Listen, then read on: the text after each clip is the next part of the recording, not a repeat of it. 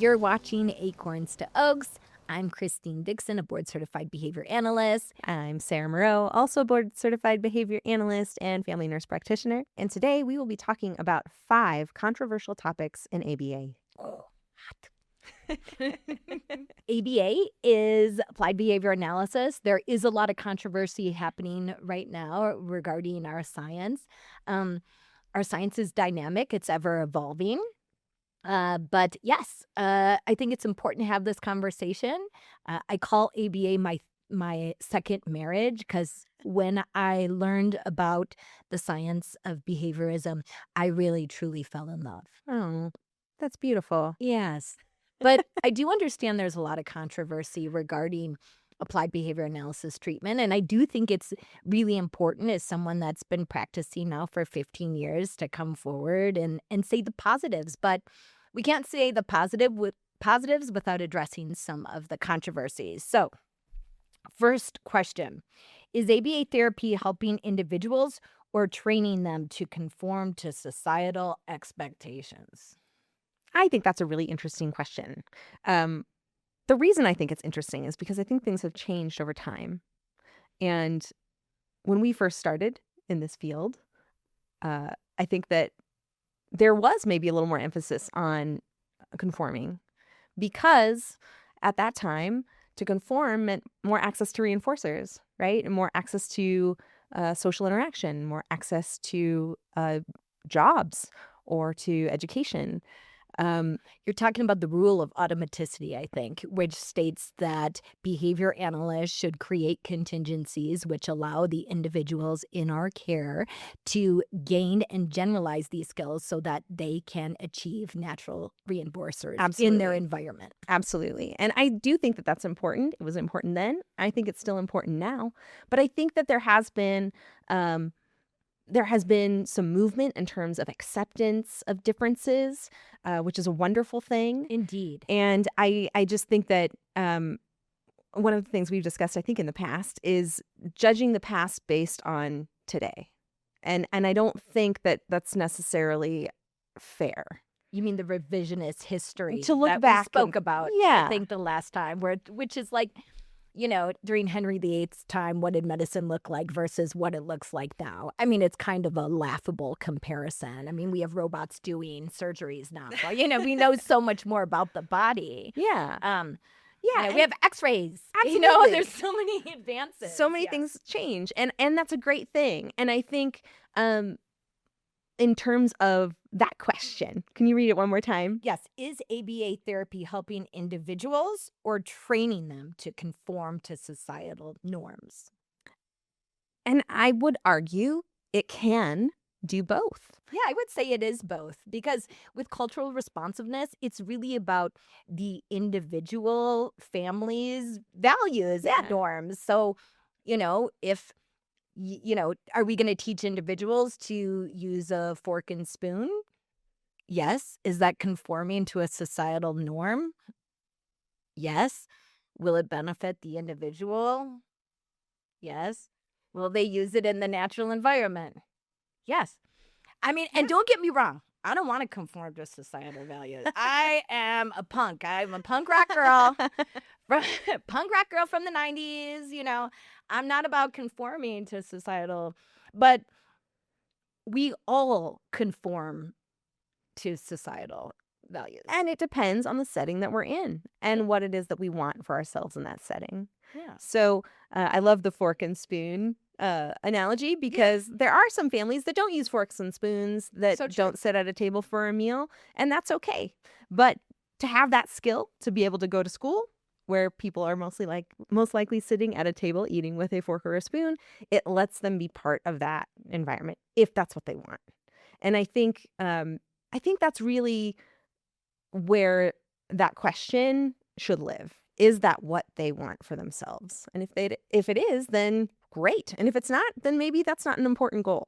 Yeah, it's about individual, meaningful goals and outcomes and defining that for the for the family, for each family. Absolutely. Yeah, and what you want to teach your child and what you want for your child. That's Yeah. where the goals and the treatment goals really come from, Yeah. is those open-ended questions we first ask when we're getting to know our precious families. It's like, what's important to you?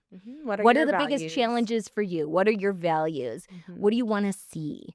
Because reading is conforming to societal values. It's a pretty important skill for independence. Yeah. Learning to count is a very important skill. Using a phone conforms to societal values. So paying your taxes, I mean, I'm not teaching anyone to pay taxes, but but you know, how much as a society do we have to conform to be successful? Like, if I'm a nudist, do I have to wear clothes to my job? Yes, because it's lawful. You have to wear clothes to your job, right? But does it go against my values? Maybe. I mean, I'm not a nudist, but that's just one But sort no of. judgment to the nudists out But there. that's extreme. That's an extreme example. Yes. Like I think when you look at successful people, they are adaptable. They're very adaptable. And that adaptability is something that we do talk about in our science. We talk about generalization. Is it going to adapt into the natural environment? Are they going to get reinforced? Is it relevant in their day-to-day life? Are they coming into contact with people where that skill would be really useful to have? Right? Yes. So I think we let the families or the individual define their own values, and we work towards those values that are defined by the patient, the client, their families. Yeah. And at the end of the day, it's their decision whether or not they use the skill. We just want to make sure that they can if they want to. I mean, another society conformity would be using money, right? It's like you don't go into the store and steal because there'd be real consequences, punitive and harsh consequences. So do we want to teach like the whole society system of money? Yes, we probably do. But always through the lens of the individual's family and values. And I think that's really where some of the newer clinicians got lost. Yeah. Is, we had this in ABA, we had this gold rush, people call it, where these venture capitalists came in and they really did do a lot of harm. Yeah. I will say that because one of the talks that myself and Jose Rios did was we really looked at these assessments, and I think we looked at over 50 of them to write about case formulation and how you gather and set the case and design the treatment. And they were cookie cutter. Yeah. And I think when you are starting out and you're working for a big venture capitalist company, you don't have much support. You don't have much support. You can't phone a friend. You're not working with 3 BCBAs like in our trainee program. Yeah. Like the trainees get to work with so many BCBAs. They get so many opinions available to them. But I do think it really, so it is a yes question, like we are, and it's a no question. It's a really, it depends question, and it really is phenomenal behavior analysts get to know their clients, and there is absolute collaboration on the defining of treatment goals of what's meaningful. That's so true.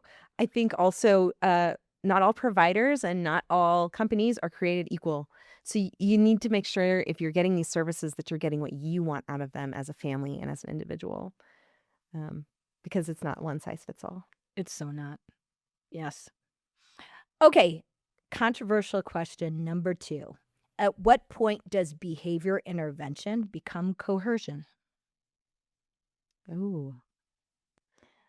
I think, it should never have coercive contingencies in play. You should never be using an individual's personal items, objects.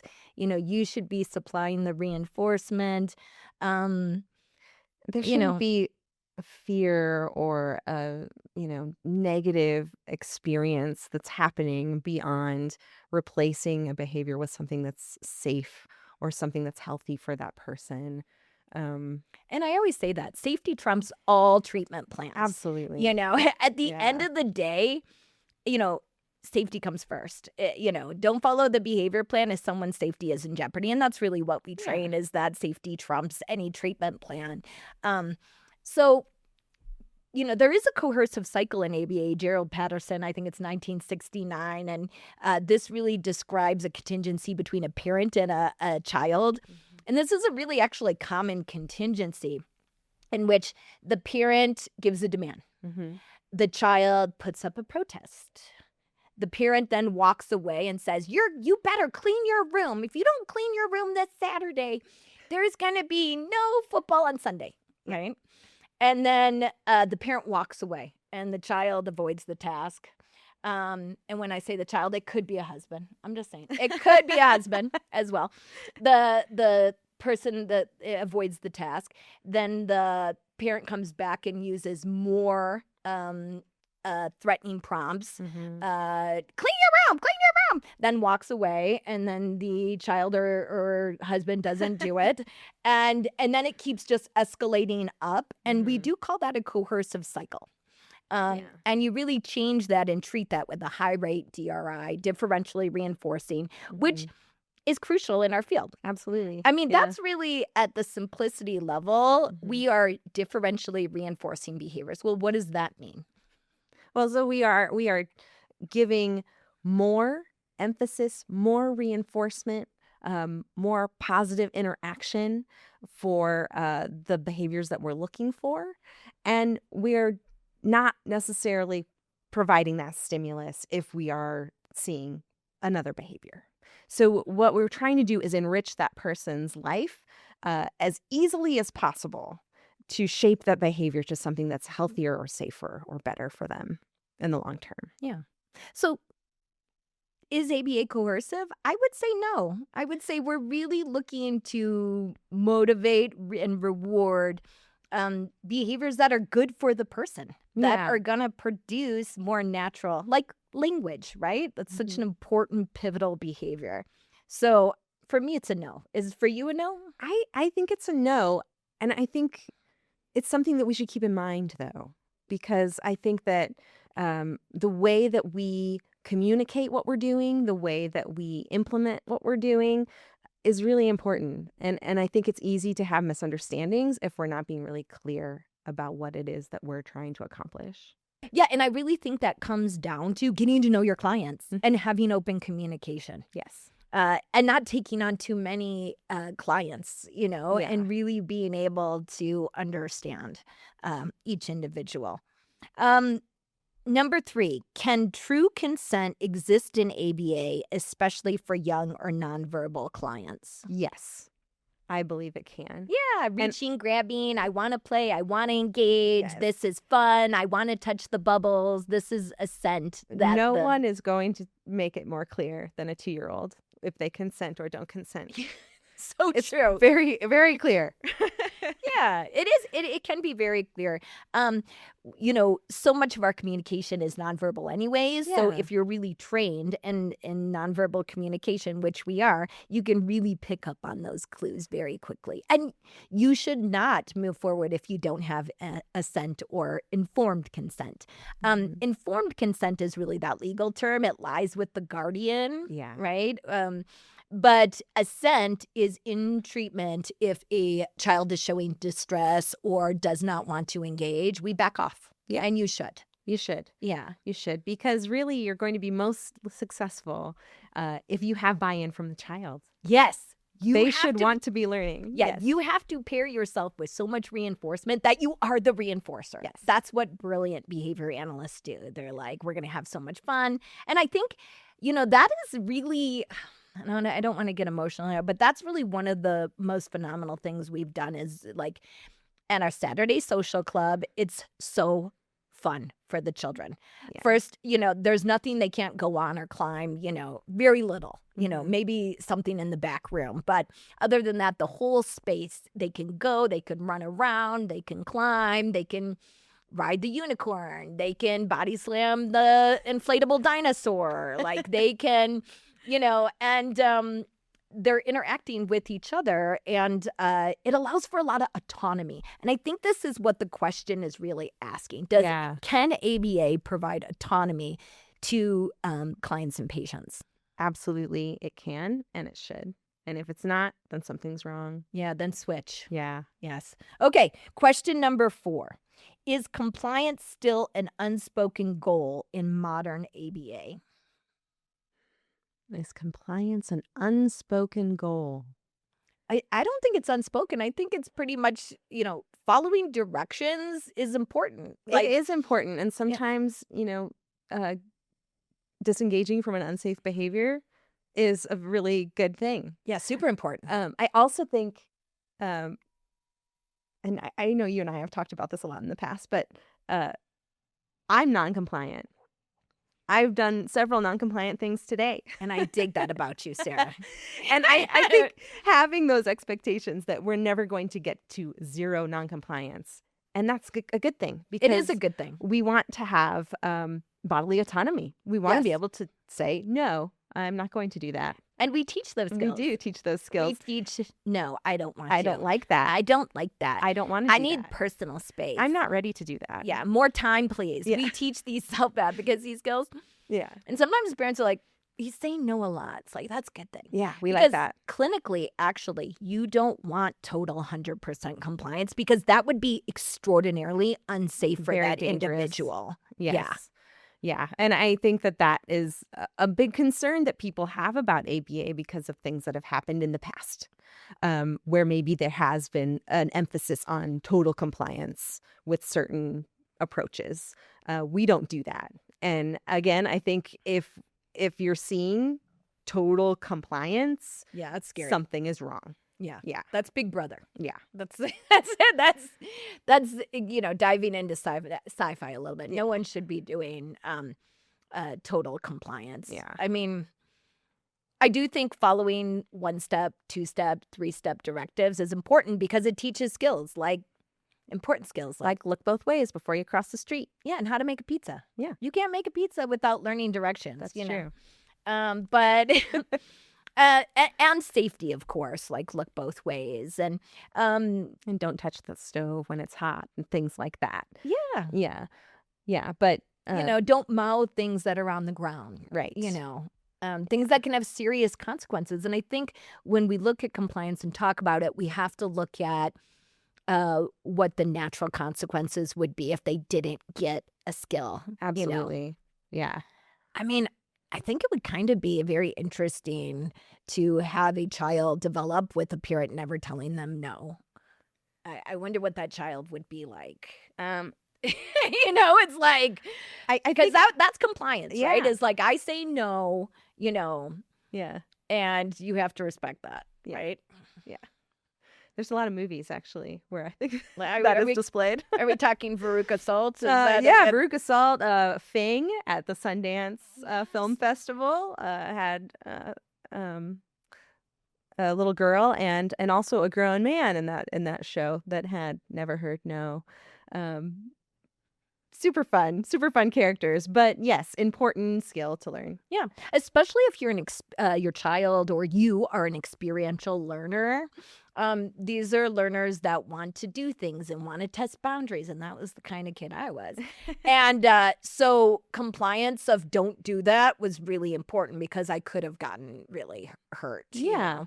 And so there is a lot of safety things, like car safety, stay close to me when we're in the mall, like these type of safety skills that are important that compliance has to. Yeah, and there's lawful compliance. You have to wear your seatbelt. You have to go to school. Like You have to keep your hands to yourself. yeah. You can't just take things from other people, right? So there's important safety and social implications for learning certain things are a must. Yeah, and I to think comply that's with. true in all parenting. Like, you can't eat your poop. Like, these are universal laws because you'll get really sick. So does this fall within ABA or does this just fall within parenting? I think it's kind of equal. I think it's both. I don't think ABA teaches more no skills or compliance skills. I think, children need boundaries and safety skills and Also, they need to be able to say, I don't want to. yeah, and that self-advocacy and that Yeah. autonomy is crucial. Yeah. And I think that's really where the complaints come in. I think so too. Yeah. Yeah. We don't teach even in language, and we never did. I think the DTT model, which is discrete trial training, really teaches rote responses. Yeah. And very early on, our practice was like, oh no, you can say, instead of saying like, hi, how are you? And I get that. And there is a roteness there to the DTT in language sometimes as a side effect. I think when you teach multiple exemplars, it allows that autonomy for the individual. I can say, hey, how's it going? Hi, how you doing today? What's up? I can say all these different greeting variations, but I get to choose. Mm-hmm. So I think the way you look at compliance in treatment is through choice making. Yeah, I agree. Yeah. So, okay, question number 5. Does ABA support neurodiversity, or is it just suppressing it? I think this is another one where we have seen change, which is great.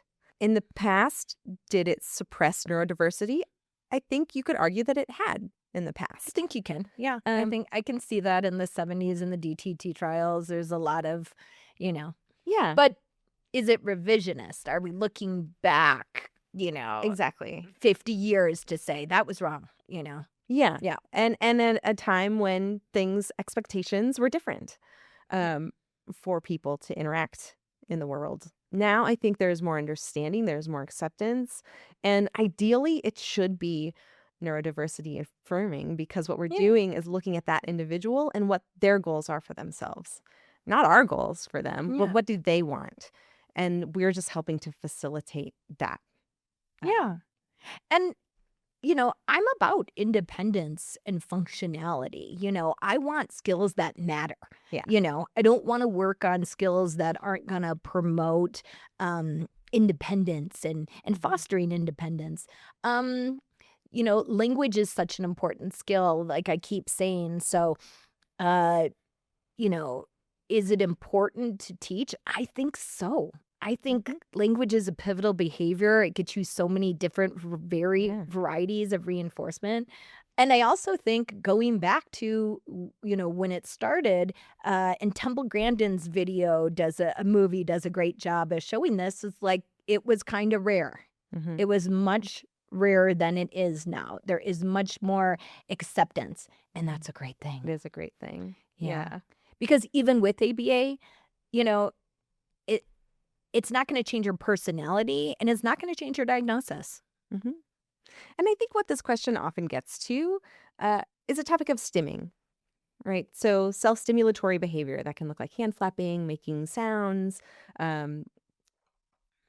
holding certain objects, things that maybe bring comfort to some people. And it, one of the things I think is that it's not just for the autism community. Everyone stims. And if you were to put an individual in a room with very limited stimuli, like a white room, everyone would start doing these stims. Yeah, like we would all leg, we play with our hair, and we click do our them. pens. Absolutely, we do. So stimming is for everybody. Stimming is for everybody. And I think that even when those stims maybe look different than they do for maybe you and me, it's really about that person's choice. Yeah. If they want to engage in that and that gives them comfort, that gives them some sort of input that feels good, as long as we're not hurting ourselves or other people, I think that that's probably a fine thing to do. In the past, though, I think there has been a push to not do any stimming at all, right? Well, I think that comes back to the variable of acceptance and neurodiverse affirming care and more. Autism Speaks has done a good job of really getting just more information out there, and Autism Awareness Day. And, I think as society accepts more, I think it's a good thing. I think when you look back 50 years and you saw someone stimming, there was a era of confusion around what is going on with this individual in the grocery store who is flapping and jumping. Now there is awareness, and people are like, he's just grooving and stimming, and it's great, And he's fine as long as he's safe. Yeah, as long as he's safe, then And I think we all do have stims, and Absolutely, I think we do. it's fascinating to kind of study your own stims. Yeah. For sure. And that's why sometimes things like toys and desk toys and things really work to help with focus is because, you have extra energy and it's a good thing. It is a good thing. Yeah.